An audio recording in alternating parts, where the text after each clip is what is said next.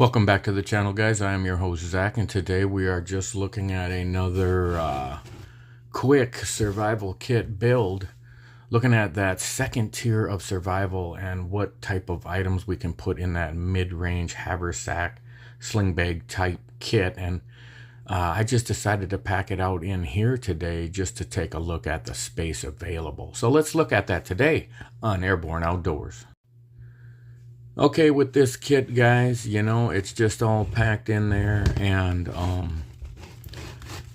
not exactly categorized or separated out too well. So we're just going to pop the top and just take the things out one by one. But I will say this was very fun to limit yourself to this medium-sized kit and what type of quality gear you can get in there. So just right on the top, I had a pack of MRE matches that it was the very last thing. I was about to close the top and I was like, let's just throw a book of matches up top there. So we'll throw that up there and we'll just keep going as we pull out our items. We'll kind of categorize them. Here is a big old thick pack of hooks, lines, swivels, sinkers, all in one. Easy, a lot of supplies there. So you'll definitely be able to keep fishing for an extended period of time, even if you're losing hooks and losing some of your supplies. There's a sling, a little paracord sling. Obviously, we got some additional cordage there, but practicing with that sling, you can throw a big rock a long way. Reminds me of the story of Samson and, not Samson, David and Goliath. Here we go. We have a little Smith's knife sharpener. And just, we'll look at it at the end, guys, but just seeing what all we can fit in here. I'm considering what size of haversack, what type of secondary kit, and what type of things would you put in there that you already have on your body, you already have in your rucksack, but you want some secondary items and maybe a standalone kit as well. So here's some flagging tape. We're just going to keep plugging away because this stuff is just packed in here. You're going to be amazed when you see all this stuff laid out. Packing my hot hands. Went with my UST, little survival bandana. Love these things. I have like 3-4 of these. This is my never been used one, so that one's special. Let's just keep grabbing stuff. We got my my lens, my magnifying glass. We'll put up that by the fire kit for now, but it's actually in there for another reason. This stuff is just so packed in here, guys. Jet scream whistle. Again, super loud, super functional. Went with my little Sharpie kind of felt tip pen. Great marking option. Or sometimes those roller inks just don't work that great. Went with the thinner because I was kind of poking things down and just wherever it fit. Went with my little quantum rechargeable flashlight. Just enough to see through this kit and light my immediate area. But definitely some lighting options out there available to stuff into a kit like this. Speaking of that, we do have a couple chem lights in here. We'll get a hold of those. Of course, I can't skip my little roll of duct tape. That's always got to be there. Here's something to go along with those matches. My little pocket bellow. Easy way to keep a fire going. Along with that, now that I spotted it, is my big fat 6-inch ferro rod with my electrical tape and a little 550 to make a little lanyard. Maybe you'd hang that around your neck or tie it off to your equipment or your vest or something, because we have all seen a survival show where the guy lost his ferro rod and he quit immediately after that because he knew there was no way. There's that other chem stick. Let's pull this big cordage option out. And you know, this was kind of an iffy buy when I bought it, but now that I see how useful it can be as far more compact, a whole 100 feet of it, and still 275-pound test. I mean, the stuff is so thin, and it's just perfect for a kit like this. I was going to put a smaller little 25-foot roll, and I was like, well, my big old chunk of, what is that? That's that Atwood tactical cord. Yeah, I really like this stuff. This isn't my favorite color, but it was so cheap. It was $3.99 at a like a thrift store. I was like, I gotta pick that up, but I should go look for that. Oh, here's some of my shelter options. So I just went with a Coleman emergency poncho. You know, just a piece of plastic, and it's orange. help be seen. You know, we got some orange items in here, if that is the case. And then so we'll stick with some of the shelter options. Nice little sheet of Mylar blanket, bigger, kind of has that plasticky, stretchy to it, so it's a little more useful and functional. And then to keep on going with the let me unjam it. I did go with my Frontier emergency water filter for this kit, and so we'll find the rest of that. We got the hose that goes with it, and those are good for about 30 gallons. I'm just seeing some of my other water options here. A couple Whirl pack bags with 5 liters worth of Aqua Tabs in there, and so there's some decent ability to filter and treat some water. And then to go along with that shelter kit, this is all of it here. So we got that plastic poncho, we got the Mylar blanket, and then we also have the emergency bivy bag, sleeping bag. So this is a nice big one too. So you'd easily be able to make yourself a lean-to out of this and lay in this, and maybe you could use this for the front of a super shelter, or just wear it in the rain. So plenty of shelter for this medium small kit, where your main shelter is in your main bug out bag.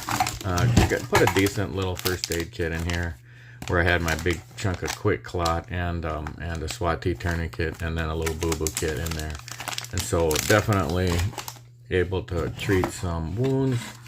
Here's my little one of my little Rite in the rain pads that go with that pen.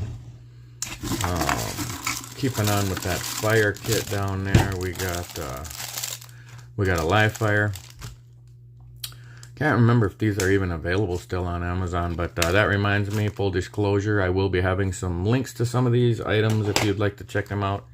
There'll be some Amazon affiliate links in the description box. Check them out if you like. If you don't like, no big deal. I'm still going to be happy you're here.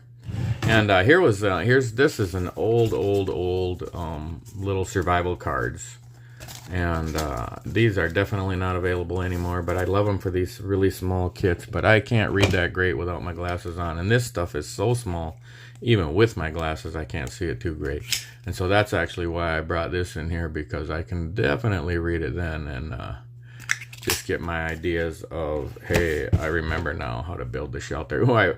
I found my little Brunton, kind of like button compass, but that actually works awesome and points north. I'm actually wanting to buy some more of these guys. I'm going to leave some Amazon affiliate links in the description box to this.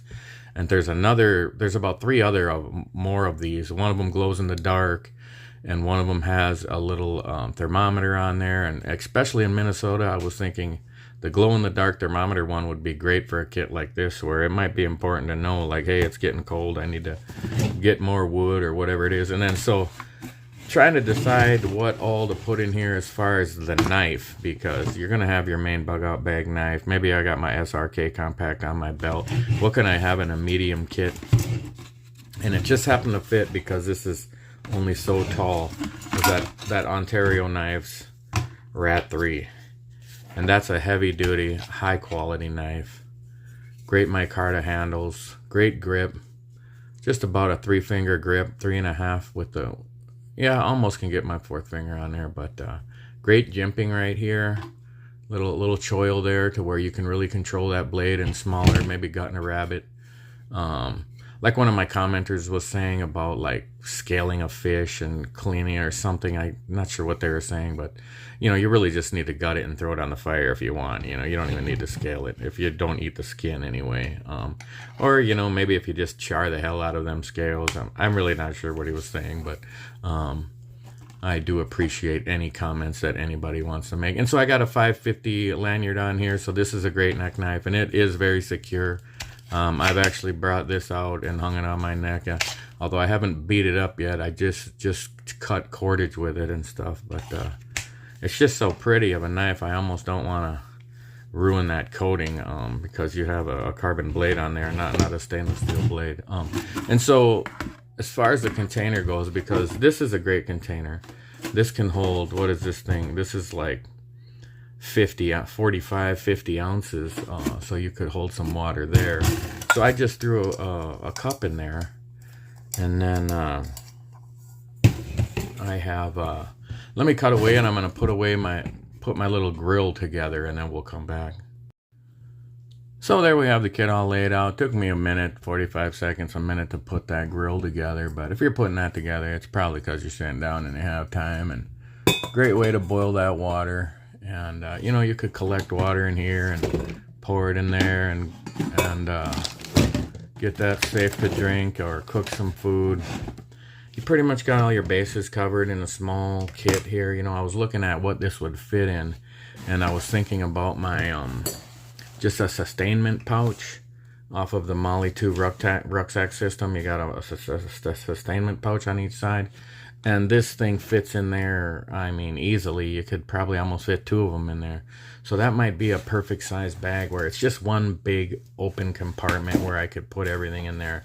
Have my 10 C's of survivability and my firearm and first aid, food, you know, additional items beside your 10 C's that you're going to need that would fit in that sling pack as your second tier of survival, and then to go along with all the stuff you have on you, it'd be a fairly complete kit. And then when you add your bug out bag, your home base, you know, then you have all your stuff. So let me know what you think, guys.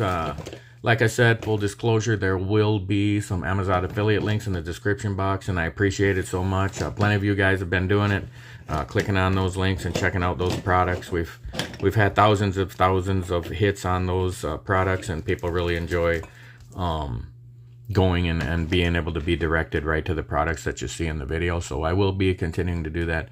And like I said, be as critiqued as you'd like to be, guys. You know, just keep in mind this is that medium second tier kit where we'd have other tools and options on our body, and we'd have other tools and options in the bigger bag. And so this is kind of that medium stuff. And I've overlapped some items, you know, like I might have had some things on me and that I took it apart and added to this, but it's part of the process, and we're going to have it.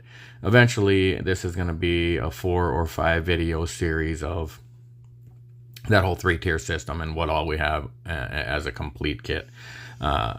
As always, guys, like, share, subscribe, hit that notification bell, be the first one to see all my new videos. And I appreciate every like, every comment. Say hi, guys. Say, man, I want to get some of that Atwood tactical cordage. I'm going to leave a link to that stuff. I'm really wanting to get some brown and some black and some more of this. I have so much 550 cordage option, even 1100 pound, and fire cordage, survival cordage options. And then I go all the way down to the micro cord. And this just is that perfect middle ground. Just half as strong as 275. What do you lash that around when you're building your shelter on all your cross beams on your lean-to and stuff? That's going to be plenty strong. Thanks again, guys, and as always, we will see you again next time on Airborne Outdoors.